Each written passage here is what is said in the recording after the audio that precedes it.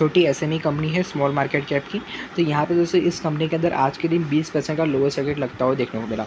Almost दोस्तों अच्छी तरह से यहाँ पे कामकाज हो रहा था। यहाँ पे एक बार फिर गिरा था, गिरने के बाद ऊपर की तरफ फिर से रिकवर किया, रिकवर करने के बाद अच्छी तरह से ऊपर की तरफ जा रहा था। पर आज के दिन सडनली यहाँ पे 20% का लोअर सर्किट लगता हुआ देखने को मिला। पूरा यहाँ पे स्टॉक के कवर करेंगे, क्या स्टोरी है, क्या हुआ है, कुछ न्यूज़ वगैरह है, क्या है। तो वीडियो में आखिर तक बने रहना आपका काम रहेगा इसके अंदर। और यहाँ पे चैनल को सब्सक्राइब नहीं किया था सब्सक्राइब कर लेना, और वीडियो पे लाइक नहीं किया था फिर लाइक कर लेना वीडियो पे।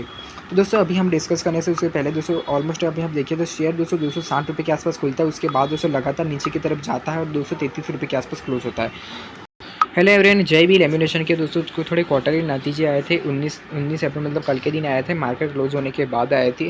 तो नंबर के बारे में आप एक बार जान लीजिए, नंबर के हिसाब से मैं आपको एक बार रिजल्ट डिस्कस कर देता हूँ। तो देखिए इनकम देखने को मिली थी 214 करोड़ के आसपास की इस क्वार्टर के अंदर। पिछली तिमाही में इनकम थी 149 करोड़ मतलब कि 150 करोड़ के आसपास की। 150 करोड़ से इनकम 214 करोड़ पहुँचे, नंबर अच्छे हैं।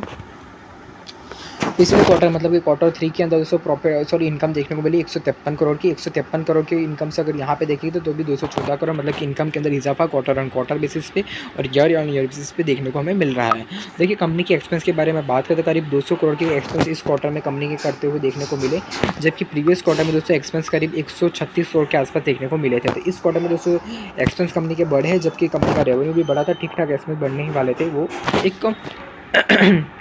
और यहाँ पे दोस्तों क्वार्टर 3 के अंदर आप देखेंगे तो क्वार्टर 3 के अंदर 134 करोड़ की यहाँ पे एक्सपेंस देखने को मिले। तो 134 करोड़ से यहाँ पे देखेंगे तो पिछले क्वार्टर में से भी सबसे क्वार्टर में ज़्यादा एक्सपेंस इस क्वार्टर में हमें देखने को मिल रहे हैं।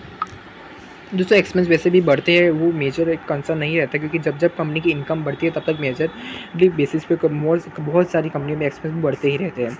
देखिए अगर मैं आपको प्रॉफिट फॉर द पीरियड की बात करूँ तो 10 करोड़ का प्रॉफिट यहाँ पे कंपनी ने रजिस्टर किया है इस क्वार्टर में, जबकि प्रीवियस क्वार्टर में दोस्तों प्रॉफिट था 9 करोड़ के आसपास का। और उससे दोस्तों प्रीवियस क्वार्टर 3 के अंदर देखेंगे तो यहाँ पे एक गड़बड़ यहाँ पे है कि प्रीवियस क्वार्टर में 14 करोड़ का प्रॉफिट था और इस क्वार्टर में दोस्तों प्रॉफिट घट के हो चुका है करीब 10 करोड़ के आसपास का। मतलब कि दोस्तों क्वार्टर ऑन क्वार्टर बेसिस पे आप देखेंगे तो यहाँ पे प्रॉफिट के अंदर गिरावट देखने को हमें मिली। 14 करोड़ से प्रॉफिट से कंपनी घटकर 10 करोड़ के प्रॉफिट पे कंपनी आ चुकी है। तो दोस्तों यही बेसिस पे मुझे लग रहा है कि यहाँ पे इतनी ज़्यादा गिरावट स्टॉक के अंदर देखने को हमें मिल रही है।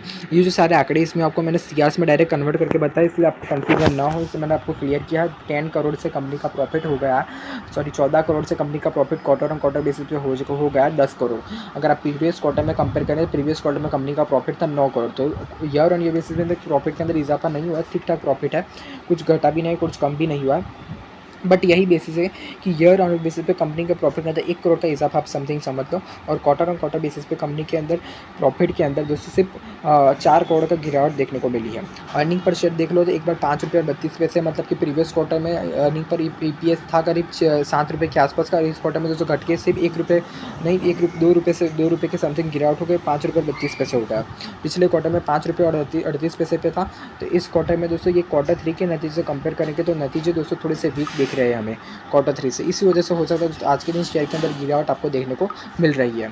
देखिए अभी ये कंसर्न रह जाता है अभी आगे क्या करें। ओके, अभी गिरने का हो तो गिर गया स्टॉक 20%, अभी आगे क्या करें हम लोग। देखिए मैं आपको थोड़े से पॉइंट वगैरह डिस्कस कर लेता हूँ, इसके हिसाब से आप देखिए। पहला पॉइंट ये हो जाता है अगर यहाँ पे इसी तरह से गिरावट होती रही तो फिर आपको यहाँ पे निकलने का प्रयास मेरे ख्याल से करना चाहिए। बट हाँ, कल के दिन अब मान लीजिए कल तो छुट्टी है थर्सडे को, और फिर फ्राइडे को मार्केट ओपन। फ्राइडे को ये स्टॉक गिरता नहीं है और यही कहीं पर दोस्तों कंसोलिडेट करता है, यहाँ पे कहीं पर रुक जाता है, तो फिर शायद प्रोबेबिलिटी चांस है कि फिर सब सर का मूव यहीं से डिलीवर कर लेगा। बट अगर कल के दिन फ्राइडे के दिन ये कंटिन्यूसन में अगर 5% भी गिरता है या फिर 7% 8% भी गिरता है तो फिर आपको कंसर्न रहेगा। फिर दोस्तों फिर से ये स्टॉक हो सकता है अपने इन ये जो लो लेवल है उनको फिर से ये टेस्ट करने के लिए आ सकता है। यहाँ पे अगर कंसोलिडेट वगैरह करेगा तो हो सकता है फिर से किसी एक साइड का मोमेंटम पकड़े फिर से, या तो फिर ऊपर की साइड का कंसोलिडेट करके ऊपर की साइड की रेंज ब्रेक करेगा तो ऊपर की साइड जा सकता है, या फिर नीचे की साइड रेंज ब्रेक करेगा तो नीचे की साइड जाए। देखिए ध्यान रखना, मैं सेबी रजिस्टर को रिसर्च एनालिसिस नहीं, जो भी काम करें वो आप अपने फाइनेंशियल एडवाइजर से पूछ के कीजिएगा।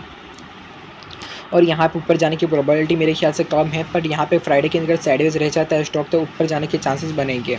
अगर साइडवेज नहीं रहता तो डायरेक्ट गिरता है तो फिर दिक्कत हो सकती है।